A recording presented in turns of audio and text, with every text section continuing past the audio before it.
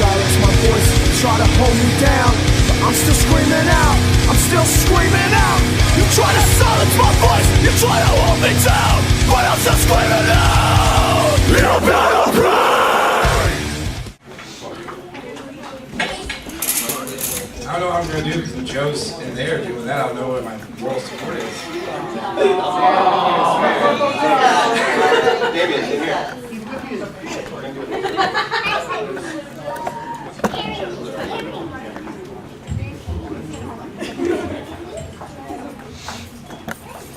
You know how long it took me to pick out a shirt because I was trying to decide which shirt made me look less fat? Because I'm preaching in front of people today. So, yeah. I should have worn spandex, so I actually Spanx? Isn't that what cheerleaders wear? Oh, yeah. It's what women wear. It holds you know you're fat. It holds it.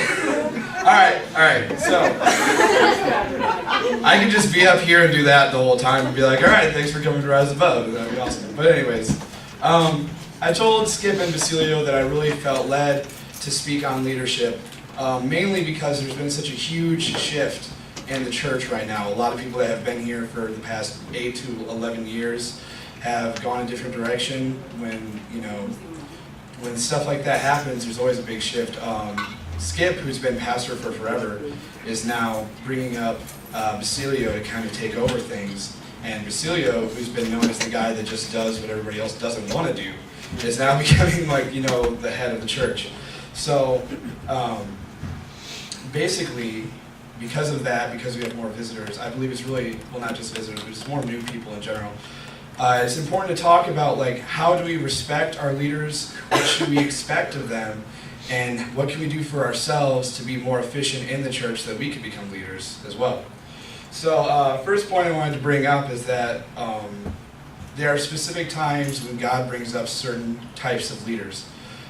First of all, one of the earliest stories in the Bible is the story of Moses when the Hebrews were in a time of slavery. They were just completely underneath the hand of the government or whatever. The Lord brought up Moses to actually bring them out of that.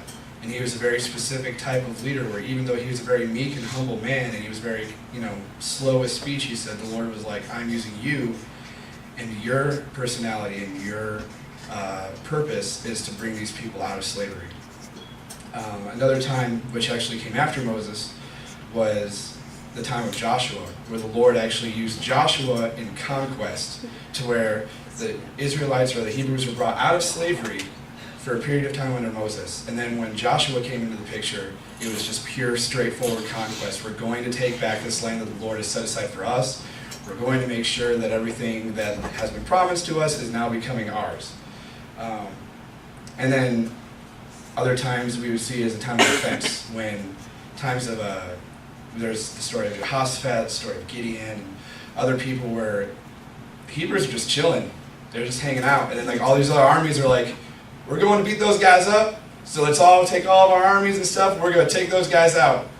And the Lord will tap the prophet on the shoulder. It's like, hey, these guys are coming for you, right? So do what I say, and just defend yourselves, and you'll be all right. And so, basically, with each different season of life, the Lord has brought different types of leaders. Allie actually has a clip that I wanted to play just as we start this introduction into leadership. So, was talking about our duty as soldiers. Yes, sir. We all have orders and we have to follow, and that supersedes everything, including the remotes. Yes, sir. Thank you, sir. Even if you think the mission's food bar, sir? Especially if you think the mission's food bar. What's food bar? Well, it's German. Yeah. Never heard of that. Sir, I have an opinion on this matter. Well, by all means, share it with the squad. Over my way, thank you, sir. This entire mission is a serious misallocation of valuable military resources. All right, go on. Well, it seems to me, sir, that God gave me a special gift, made me a fine instrument of warfare. Drive pay attention now. This is the way to gripe. Continue, Jackson. Well, what I mean by that, sir, is you used to put me in this here sniper rifle anywhere up to and including 1 mile of Adolf Hitler with a clear line of sight, sir. Pack your bags, fellas, war's over. Amen. Oh, that's brilliant, Bumpkin. Hey, so Captain, what about you? I mean, you don't gripe at all? I don't gripe to you, Ryman. I'm a captain. He's a chain of command. Gripes go up, not down. Always up. You gripe to me, I gripe to my superior officer, so on, so on, so on. I don't gripe to you. I don't gripe in front of you. You should know that as a ranger. I'm sorry, sir, but let's say you weren't a captain, or maybe I was a major. What'd you say then? Well, in that case, I'd say this is an excellent mission, sir, with an extremely valuable objective, sir. Worthy of my best efforts, sir. Moreover, I feel heartfelt sorrow for the mother of Private James Ryan, and willing to lay down my life and the lives of my men, especially you, Ryman, to ease her suffering. He's good. I love him. Alright, so the point of that is that you hear that he says, gripes go up, they don't go down. I gripe to my superior officer, who goes to him, who goes to him. When you hear Basilio or Skip come up here and preach, the first thing they're not going to say is like, well, this is what sucks about being a leader in the church, and my life is in shambles because of this and that, and blah, blah, blah. Our leaders are actually meant to be pillars in our community that we can actually lean on when we need strength, because they're leaning on someone higher and higher until it goes into the point where they're leaning on God. So, who has leaders? Pretty much everybody has leaders, but specifically in the Bible. I'm going to jump around a bit, so if you got your analog Bibles and want to follow me, that would be great. If you've got your digital Android or iPhone Bibles, that's cool too. But in 1 Peter 5 and 5, he says, likewise you who are younger and of lesser rank, be subject to the elders and the ministers and the spiritual guides of the church. Give them due respect and yield to their counsel. Clothe yourselves, all of you, with humility, and be stripped from your pride. For God has set himself against the proud. So pretty much that verse is saying is that, like, you know, of course, young people in the church, we have to look up to those who are older. Even though some of us have, like, great and mighty callings on our lives, we can't take that responsibility just purely on our own. We need to lean on the experience and the counsel of those who have come before us and those who have actually done things and experienced things we haven't even heard of yet. Another one is Hebrews 13:7. It says, obey your spiritual leaders and submit to them, continually recognizing their authority over you, for they are constantly keeping watch over your souls and guarding your spiritual welfare as men who will render an account of their trust. Do your part. Let them do this with gladness and not with sighing and groaning, for that would not be profitable to you either. So when you come to someone and you're complaining, like if I go to Skip and I'm like, this is just so hard, I'm having such a difficult time doing this, this, and this. When he responds to me, he's not going to be like, well, Drew, I know that sucks, but you want to know what really sucks? My life, because I got to go through this, this, and this, you know. So there are countless examples of just how we should respect our leaders and how the leaders who are over us basically don't go down to our level to pretty much instead of lifting us, they don't just like wallow in our self-pity with us. So that's one thing that we need to recognize as far as respecting them, and also recognize as far as we're going to be leaders, we can't constantly be going down to that level. Second is who's in charge. When we talked earlier about the story of Gideon, even though Gideon was technically the leader, Gideon was not in charge of what was going on. The Lord was in charge. Because earlier, Gideon had like up to thousands of men, and even though they had thousands of men, they were still outnumbered by the other army. And the Lord is like, well, just chop off this section right here, and these guys that do this, chop them out. And it got down to there was only like 300 people.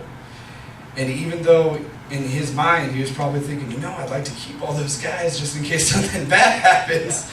You know, I want to trust the Lord, but it's so hard. But he actually did. He leaned on the Lord, and he knew that no matter like what his carnal mind was thinking, that as a leader, his main job was to listen to God. And when others might have come to him, because I mean, it doesn't tell like the dialogue of every day, but I'm pretty sure there are some guys that are coming up to him and was like, Gideon, we only have like 300 people left, and there's like 20,000 like Amorites. I'm not feeling comfortable with it, man. I'm not feeling good about it. Yeah. Also, in the story of Moses that we brought up earlier, the miracles and the plagues that happened, Moses was leaning upon God. And actually Aaron as well was leaning upon God when they were given instruction. When Joshua was going in to conquer certain places, he didn't always do it the same way as you would think, like let's just storm the gates with our swords and spears. And sometimes the Lord's like, hey, I want you to walk around it just a few times. Just walk around it, and eventually it'll just fall down. And as a leader, he had to tell everybody else, like, hey, guess what? So I know you guys are thinking we should probably take these guys out, but we're going to go for a jog around the city for about a week, and then the Lord says it's just going to fall down. And so yeah, and people were just like, oh, I don't know if I really like this guy right now. Moses was so much cooler than this guy. But yeah, as I said, gripes go up, they don't go down. You don't see these people in the Bible going down to, the level of other people like, the Lord told me that we only need 300 people. I'm not really feeling it right now. So I think that we're going to actually keep an extra 1,000 in the background, just in case. And then if the Lord doesn't work out, then those days, no. They listen completely to the Spirit of the Lord. What's required of our leaders as far as, before they even get to the position? 1 Timothy 3 pretty much goes over all of it. A part of it, I'm not going to read the whole thing because it's super long. But a part of it says, the saying is true and irrefutable. If any man eagerly seeks the office of a bishop, overseer, superintendent, he desires an excellent work. Now a bishop must not give any grounds for accusation, but must be above reproach, the husband of one wife, circumspect, temperate, self-controlled. It lists all these things that if you're going to have a leader in the church, this man has to meet these standards. Because no matter how good of a person somebody is, they can't be led by their emotions, they can't be led by their lusts and their desires. They have to be completely led by the Spirit of the Lord. It's not to say that they're perfect, but it's to say that their priorities are right. Because no matter how perfect somebody wants to be, they will never be the Son of God. They will never be Jesus. But there are people that strive for the image of God. They strive to be as close as they can because they want to just please the Father. Next, another verse that backs that up is 1 Peter 5, 1-3. It says, I warn and counsel the elders among you, as a fellow leader and as an eyewitness of the sufferings of Christ, as well as a sharer in the glory, the honor, and splendor that is to be revealed. Tend to the flock of God that is your responsibility, not by coercion or constraint, but willingly, not dishonorably motivated by the advantages and profits, but eagerly and cheerfully, not domineering, being loving and compassionate. So it's giving an actual representation of what you are to do as a leader. What you're meant to do as far as the treatment of others, the fact that you're not supposed to be overtaken with the love of money by, even though some people are, we're not going to go into that. Some people know I have a little bit of a vengeance, or of a vendetta against certain people, or whatever. Yeah, it's righteous anger of the Lord against the misallocation of $67 million, but we're not going to talk about that.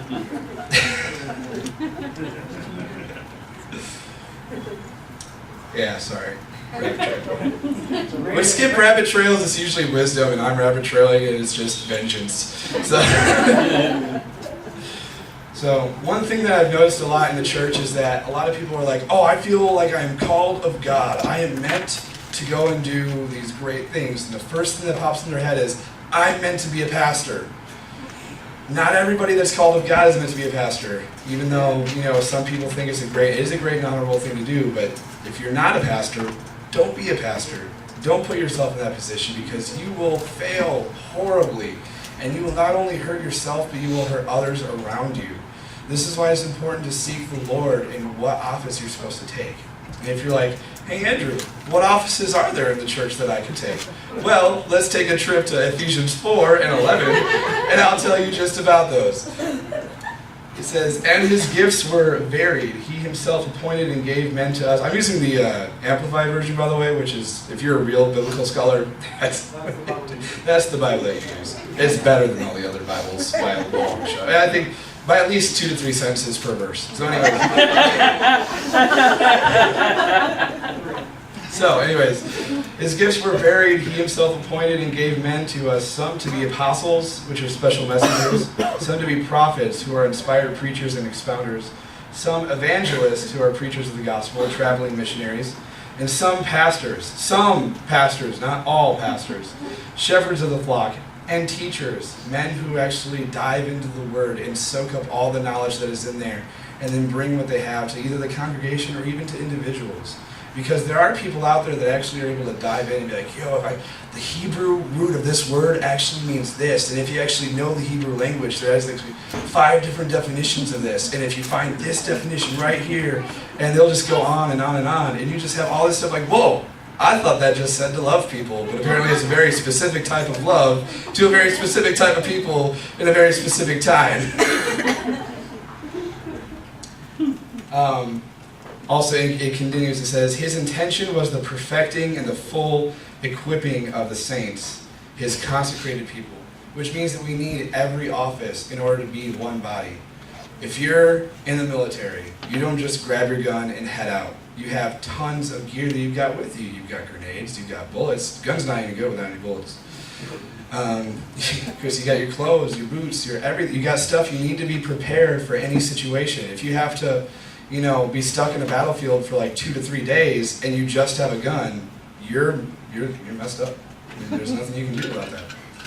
So the Lord wants us as the church to be fully equipped, to be fully ready for any situation. And those situations don't always have to be really intense, like, losing somebody or somebody being sick or somebody just being completely, there's everything. Being able to be there for somebody else. Being able to take care of yourself financially.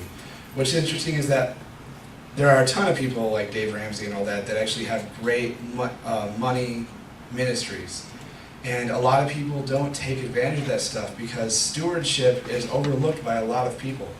Stewardship is actually something very important when it comes to being a leader and when it comes to taking care of our leaders, which I'll actually get into in a second.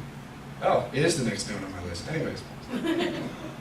So, then that brings the question, like, how, in what way are we responsible for our leaders? In 1 Thessalonians 5, 12 and 13, it says, now also we beseech you, brethren, to get to know those who labor among you, recognize them for who they are, and acknowledge and appreciate and respect them all.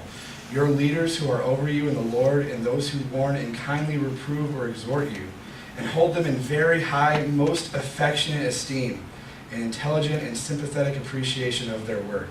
Be at peace among yourselves. And 1 Timothy 5:17 it says, let the leaders who perform the duties of their office be considered doubly worthy of honor and of adequate financial support, especially those who labor faithfully in preaching and teaching. So it basically tells us that as a congregation, if we are to be a full body, and be a community, be one, lifting up our leaders in whatever way we can is really important. Not everybody has extra money to throw in the pot as far as helping pay someone's bills or whatever. But one of the things that's grossly overlooked is the spiritual and emotional support of people who are in authority of the church. Pastor Skip talked about was it 2 or 3 years ago that Crush the Enemy went on tour, and he said that gig after gig after gig, he was meeting pastors who have been broken, who've been completely stripped of their office, who've been spiritually beaten down, because they had nowhere to go. When they were lifting others up, others just bailed out on them. And that really, really hurts. So lifting up our leaders as people, not just as people on a pedestal, but just as regular human beings, knowing that, if Basilio gets sick, he gets sick just like everybody else. It's not a special kind of sick that's reserved for the pastor that's less than what you guys experience. It's the same thing. And if Skip is in a car accident, it's the same kind of car accident that you get into. So we need to be able to support our leaders in a way that pretty much they're able to give back to us. Because they give so much to us is why we have to give back. It's a circle of gratitude and love and compassion. And so this brings me to another point. I feel like I'm going really fast right now. But anyways. You're good. You're good. So, we've talked about what to expect from leaders, what to do to support them. But if I, as an individual, want to step up in the church, what do? How do I help out? Well, there's actually a story of a man that was given talents, or actually 3 servants who were given talents, and all 3 servants did different things with their talents. And the one that did well, he said, his master said to him, well done, you upright, honorable, and admirable, faithful servant. You have been faithful and trustworthy over a little bit, and so I will put you in charge of much. So basically that parable is telling the story of how this master left 3 servants with some money. 2 of them doubled their money, and 1 of them didn't do anything with it. And the ones that he saw that doubled their money, he said, very good job. I thank you so much for, while I was on vacation, while I was doing my thing, you guys actually put in the work to actually make more money for me. And so because of that, I'm going to give more back to you. I'm going to give you more of a position, give you more financial stability. And so the Lord says the same thing with us. Whether it's money, whether it's spiritual gifts, whether it's time, if we manage it properly, if we actually give back what we can, the Lord notices that. The Lord will acknowledge every time that you make a sacrifice for somebody else, because it's that important to Him. When He sees His children doing the same thing that He did, as far as the giving of yourself for somebody else, that is, for the most part, the fulfillment of the gospel. That Christ gave His Son, His life, His entire being to save us. And then what the least that we can do is to give back to others, to show that His love does not have any limits, does not have any bounds. But that when we take care of each other, we take care of those who are over us. That is just completely the fulfillment of the gospel over and over and over again as we give ourselves in a way that Christ gave His life for us. Hopefully it doesn't have to come to that. I mean, I don't want to die on the cross anytime soon. But, I mean, you know, if it comes down to that, who knows? So, pretty much, I was thinking a lot, just to be completely honest, I was thinking a lot about Skip's situation. I was thinking a lot about Basilio and his coming up. And I mainly just felt so much, I guess you would say sympathy or empathy for both of them. Because this is a time when usually you want to look to your best friend and say, I need your help so bad. And as much as Skip loves all of us here, most of us here haven't been in Skip's life longer than maybe 5 years or so. And so we need to be there for Basilio, for Skip, for everybody else as much as we can. Because some people have left that meant a lot. And some people, you know, it's not to say that we can't support them. They have just as much of a mission and calling on their lives as Basilio or anyone else. Yes. But the thing is that in this church, in this community, we're meant to take care of each other. Amen. We're meant to love each other. And I really don't have too much more than that. I mean, I wrote down a crap load of stuff and I went through it really fast. You are a wise man. But anyways, thank you guys so much for listening to me.